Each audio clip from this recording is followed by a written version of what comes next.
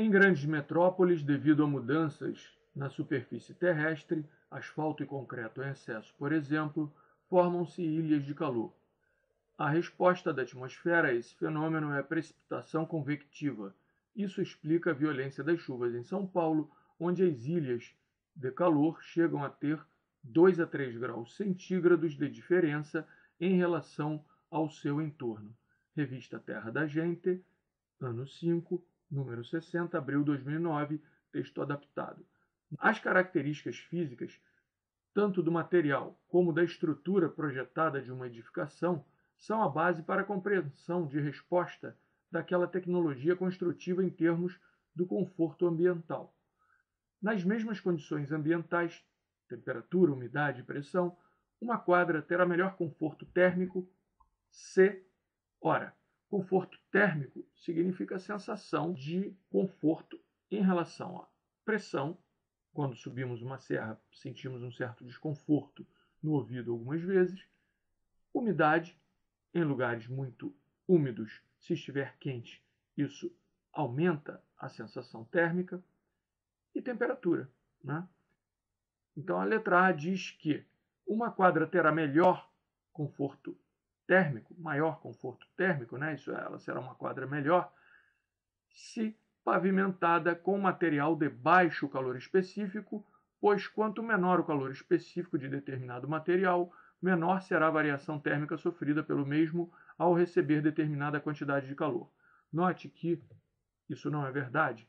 Q é igual a M vezes C vezes ΔT. ΔT é a variação de temperatura, M é a massa, Q a quantidade de calor cedida ou recebida por uma substância de calor específico C. O conceito de calor específico é o seguinte: é a quantidade de calor por unidade de massa para que se produza uma variação de 1 grau Celsius. No caso da água, por exemplo, a quantidade de calor necessária por grama para que se produza a variação de 1 grau Celsius é 1 caloria.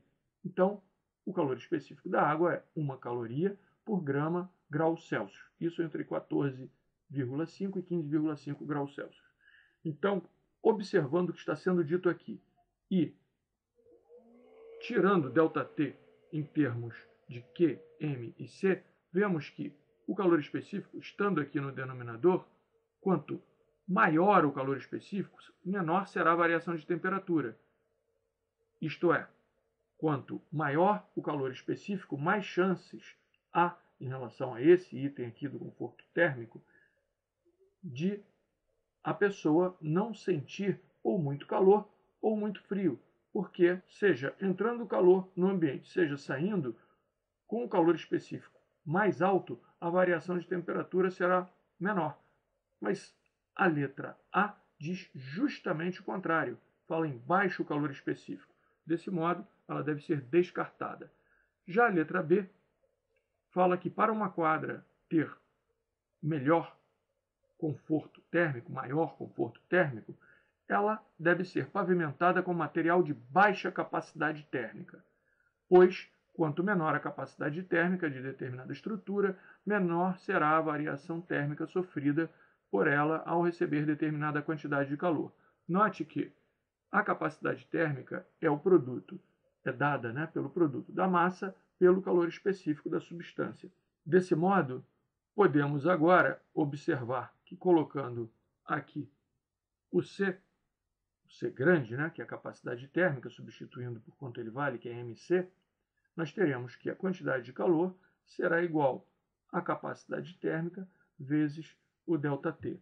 Podemos então ver que capacidade térmica crescendo jogará o ΔT para baixo. Isso é o que interessa quando se busca conforto térmico. Então, a análise feita aqui para a capacidade térmica, como não poderia deixar de ser, é a mesma feita para o calor específico, o que nos permite escrever do mesmo modo que escrevemos aqui, que ΔT é igual a Q sobre C, e vemos que, do mesmo modo que C, calor específico, estava no denominador, aqui a capacidade térmica também está, de modo que ambos crescendo promoverão baixa variação de temperatura, que é o que interessa para que haja conforto térmico. não haverá nem muito calor, nem muito frio, né? A temperatura ficará mais ou menos estável. Isso então desqualifica também a letra B. E a letra C diz que uma quadra terá maior conforto térmico se for pavimentada com material de alta capacidade térmica, pois quanto maior a capacidade térmica de determinada estrutura, menor será a variação térmica sofrida por ela ao receber determinada quantidade de calor. Bem, isso está correto, está de acordo com a equação que aqui indicamos e com a discussão que já tivemos. Desse modo, a letra C é a correta. Mas vamos discutir a letra D e a letra E. A letra D diz que, para que uma quadra tenha maior conforto térmico, ela deve possuir um sistema de vaporização, pois ambientes mais úmidos permitem uma mudança de temperatura lenta, já que o vapor d'água possui a capacidade de armazenar calor sem grandes alterações térmicas, devido ao baixo calor específico da água. O calor específico da água ele não é baixo, sobretudo comparado ao da madeira, né?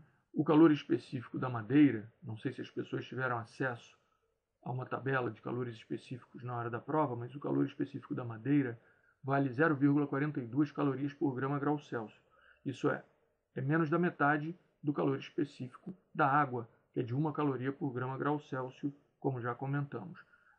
Desse modo, observando que essa frase aqui, que indica que possui a capacidade de armazenar calor sem grandes alterações térmicas, isso indica alto C. E ele diz que isso é devido ao baixo C, né? Ao baixo calor específico. Desse modo, a letra D deve ser descartada e, finalmente, a letra E. Ela diz que uma quadra terá maior conforto térmico se possuir um sistema de sucção do vapor d'água, pois ambientes mais secos permitem uma mudança de temperatura lenta, já que o vapor d'água possui a capacidade de armazenar calor sem grandes alterações térmicas, devido ao baixo calor específico da água em relação à madeira, por exemplo. Quer dizer, novamente, falando do baixo calor específico da água, que é 1, em comparação ao da madeira, que é 0,42. Então, a letra E, por indicar uma informação que já mostramos estar errada, já a descartaremos logo e nossa discussão acaba credenciando a letra C como correta. Encerrada a questão.